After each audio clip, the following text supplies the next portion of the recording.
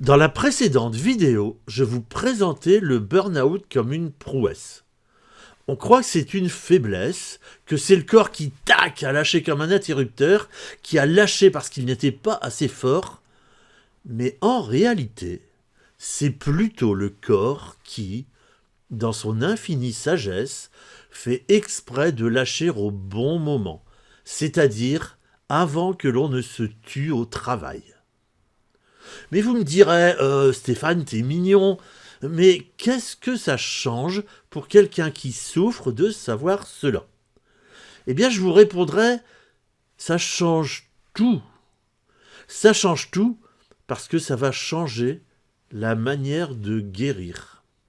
On ne guérit pas de la même manière si l'on pense « Waouh, mon corps a fait quelque chose de génial » ou si l'on pense « Mon corps est nul, incapable de faire ce que je désire ». C'est un vrai trauma que d'avoir été extrêmement bon et de se voir réduit à mettre des heures pour effectuer un travail que l'on aurait réglé il y a peu en seulement quelques minutes. Mais c'est surtout un trauma qui crée un terrible cercle vicieux. On se dit « mon corps est faible, il n'est pas fiable, je ne peux donc pas guérir » et on arrête de croire en soi et ça freine la guérison. À l'inverse, si l'on parvient au bout d'un temps à se dire « waouh, mon corps a réussi à faire ça pour moi », alors on peut recommencer à croire en soi et à fabriquer sa reconstruction. Ça, c'est quand on vit un burn-out. Quand on est coach et quand on accompagne le burn-out, on peut le faire avec beaucoup plus de puissance si l'on entre dans ce mindset. La meilleure posture que l'on puisse prendre quand on pratique ce merveilleux métier de coach, c'est d'admirer son client. Si on le regarde comme un pauvre gars malade, on l'empêche de croire en lui.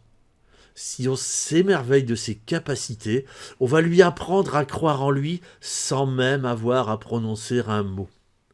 C'est à ce moment-là que l'on pourra aider notre client à dépasser le plus grand frein à la guérison du burn-out.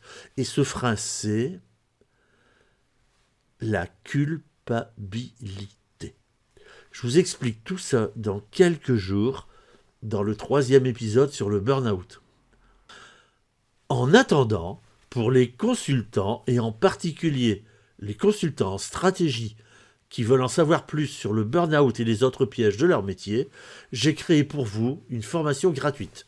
Le lien est en commentaire.